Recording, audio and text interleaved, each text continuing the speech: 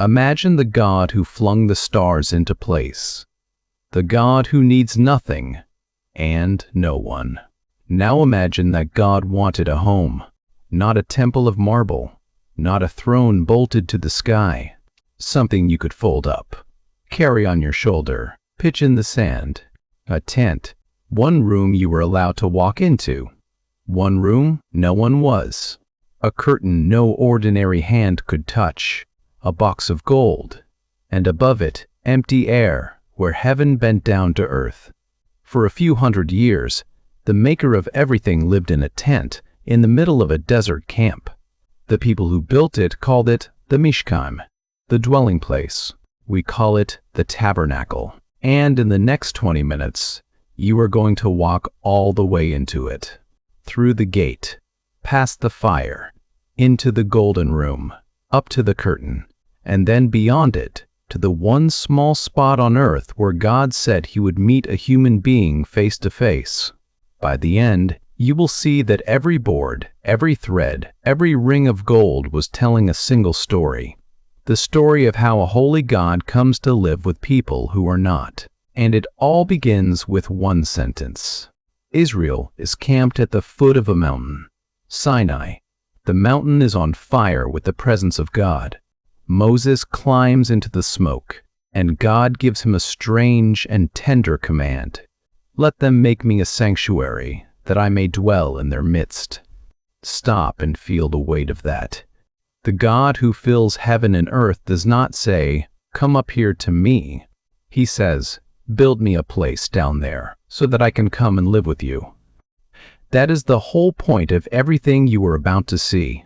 Not a museum, not a monument, a dwelling, a place where God does not merely visit, but stays, where he unpacks and settles in and calls the middle of the camp home. God wants an address in the middle of the camp, and so he gives Moses the plans. In stunning, almost obsessive detail, every measurement, every material, every color, down to the loops on the curtains. Because when God moves into a neighborhood, nothing about it is accidental. First, the materials, and they will not come from a royal treasury. They will come from the people, a free will offering from everyone whose heart moves them to give. Gold, silver, bronze, yarn dyed in 3 colors.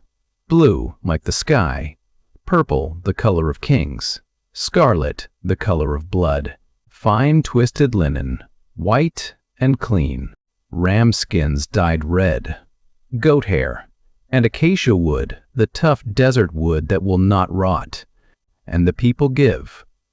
They give until they have given too much, and Moses has to tell them to stop. A whole nation emptying its hands to build a home for God. Now, let's walk in. Picture a vast open camp, tents in every direction as far as you can see, and in the very center, one enclosure set apart from all the rest. The courtyard, 100 cubits long, 50 wide, roughly 150 feet by 75. Its walls are not stone, they are cloth. A fence of fine white linen hung on posts, ringing the whole sacred space. Pure, bright, unbroken. A wall of white in a world of dust. And it says something before you have even stepped inside. This space is different, clean, set apart. You do not simply wander in. There is only one way through that white wall, one gate. On the eastern side, a screen of blue and purple and scarlet woven into the linen. One entrance, one direction of approach. From the very beginning, coming to God is on his terms, not ours. He does not lock the door, but he does decide where it is, and there is only one. So step through the gate, and the first thing you meet is not gold. It is fire.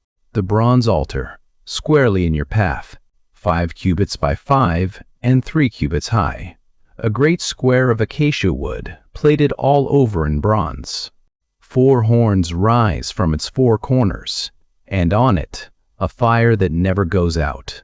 This is the altar of burnt offering. and you cannot go around it. Before you take one step closer to the presence of God, something has to die here. A lamb, a bull, a ram, laid on the fire in the worshiper's place. It is blunt, and it is bloody, and it is meant to be, because the message is impossible to miss. Sin is not free. Coming near a holy God costs a life. And in His mercy, from the very first step, God provides a substitute to pay it so that the worshiper does not have to. The smoke rises day and night, a column over the camp. The smell of it soaks into everything. And every Israelite who looks toward the center of the camp sees it and remembers. There is a price, and it has been paid. Move past the altar, and you come to something quieter. A basin. A large bowl of polished bronze on a bronze stand full of water. The laver. It stands between the altar and the tent, and here the priests stop and wash their hands, their feet, every single time before they go further. No exceptions. The blood at the altar deals with guilt. The water at the basin deals with the daily grime of the road. First the sacrifice, then the washing. Only then may you approach the house itself. Notice the order. It never changes. You do not clean yourself up first and then earn your way to the altar. You come to the altar as you are, and the blood comes first. Only afterward the water. And now you are standing before it. The tent. From the outside, it is almost plain. Layers of goat hair and ram skin, weathered and brown, draped over a frame.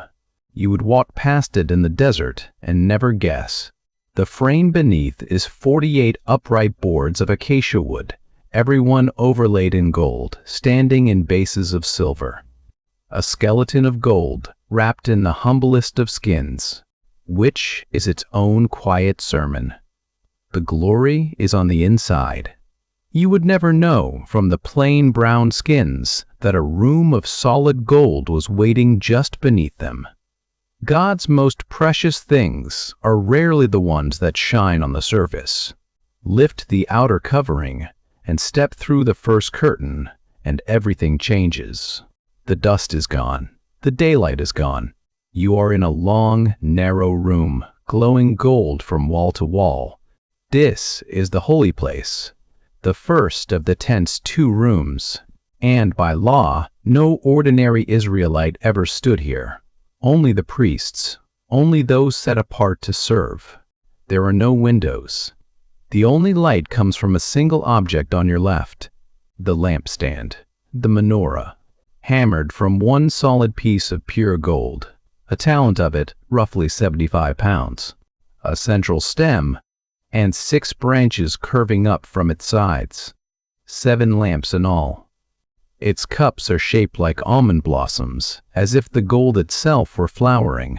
It looks like a tree of pure light, growing in a room with no sun, and it never goes dark. The priests tend it morning and evening, so its flame is always burning before God. In a windowless room, in the presence of God, there is always light. Now turn to your right. A table of acacia wood overlaid in gold, standing against the northern wall. On it, 12 loaves of bread stacked in 2 rows. The bread of the presence, sometimes called the showbread.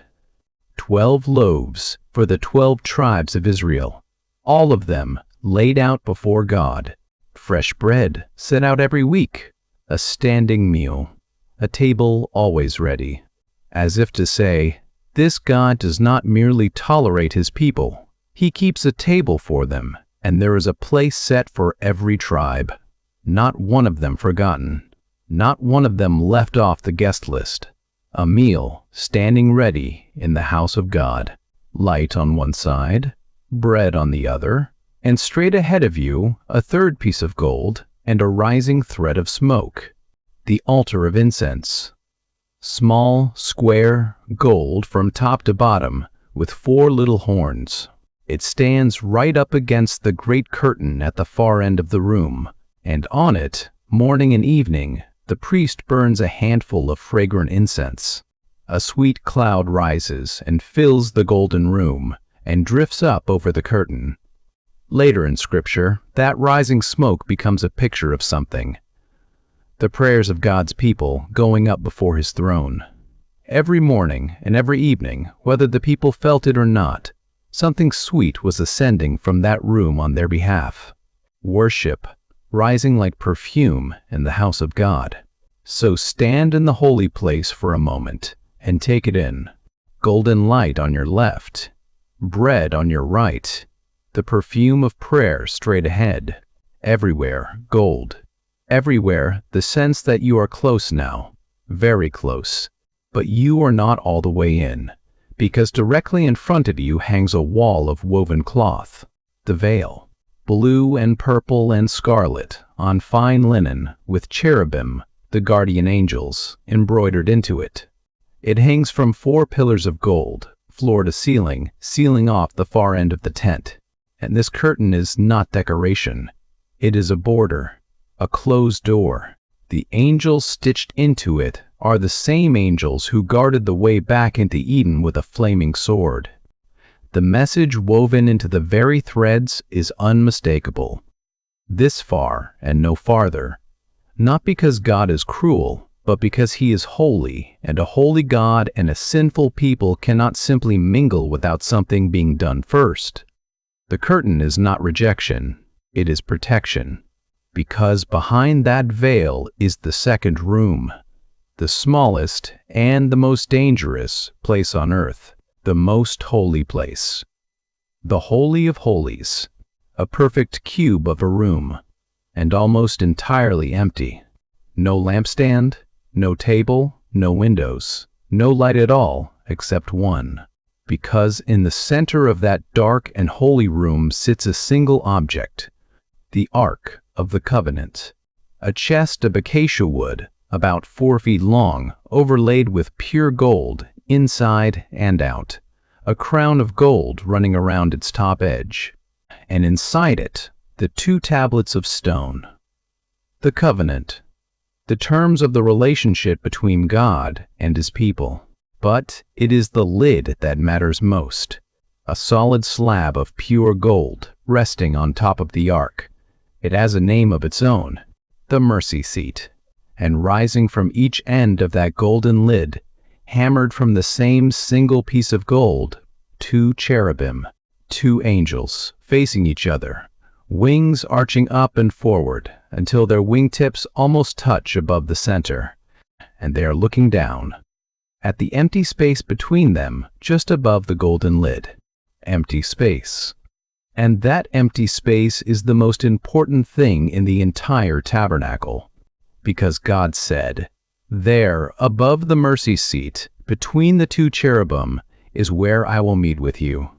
Not in the gold, not in the wood, in the air above the lid, where nothing can be seen and everything is present.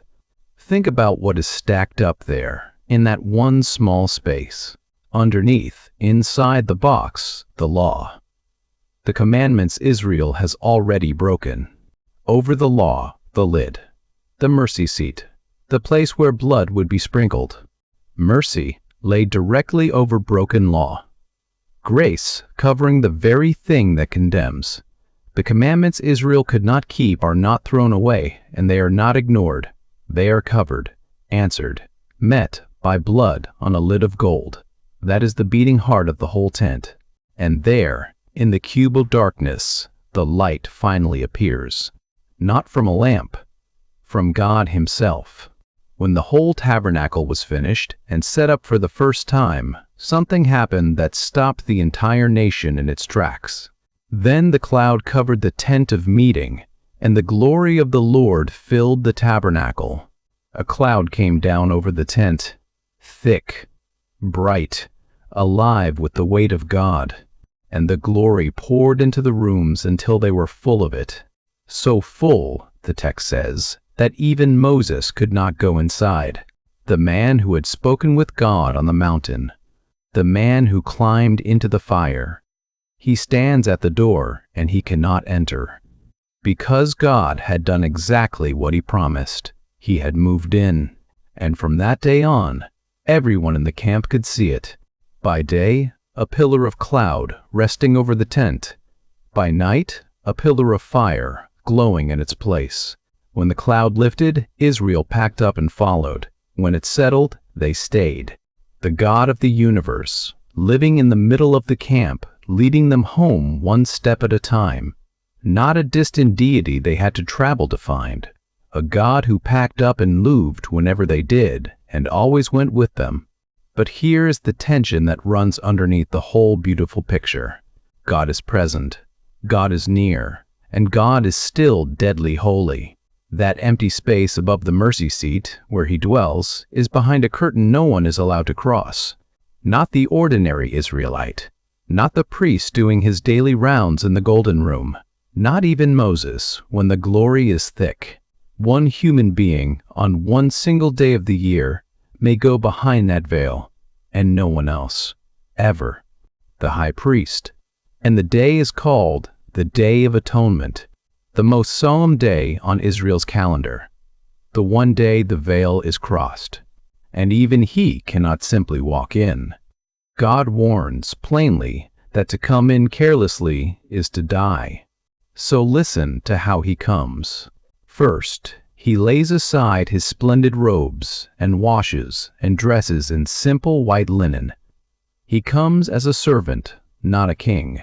He takes a censer of burning coals from the altar and 2 handfuls of fragrant incense. He steps behind a veil, and immediately he pours the incense onto the coals. A cloud of sweet smoke billows up and covers the mercy seat so that he will not look directly on the presence of God and die. And then he does the one thing the whole tabernacle has been building toward. He takes the blood of the sacrifice, and with his finger he sprinkles it on the mercy seat 7 times. Blood on the golden lid over the broken law in the presence of God. For himself, for his family, and for every sin of every person in the nation the whole year through. And then he leaves. And the veil falls shut behind him, and it stays shut for another whole year. Stand back now and look at the whole thing at once. The gate, the altar of blood, the basin of water, the golden room of light and bread and prayer, the veil, and the throne of mercy behind it. It is a road, drawn in gold and cloth and fire, a road that leads a sinful person step by step back into the presence of a holy God. But notice how the road runs. Every step is guarded, every room is holier than the last, and the closer you get, the fewer people may come. Everyone may see the gate. Only priests may enter the golden room. Only one man may pass the veil, and only once a year and never without blood. The tabernacle says 2 things at the very same time, and it never lets go of either one. God is here. God is with you, right in the center of the camp, and you cannot simply walk in. There is a curtain, and it is closed. Nearness and distance. Welcome and warning, held together in a single tent. He is closer than any god the nations worshipped, camped right in the middle of the people, and he is holier than they could bear to look upon. Both are true. Neither cancels the other. And every faithful Israelite must have stood at that gate and wondered, will the curtain ever open? Will there ever be a way all the way in? Now, a note before we close, so we are careful with the text. Everything we have walked through, the rooms, the furniture, the blood, the veil, is written plainly in the books of Exodus and Leviticus. But the New Testament reaches back and reads the tabernacle as a picture, a shadow of something greater still to come. The letter to the Hebrews calls this tent a copy, a sketch of the true dwelling of God, not made by human hands. It points to the veil and to the blood, and says the whole system was a promise, waiting for the day the curtain would finally be torn open.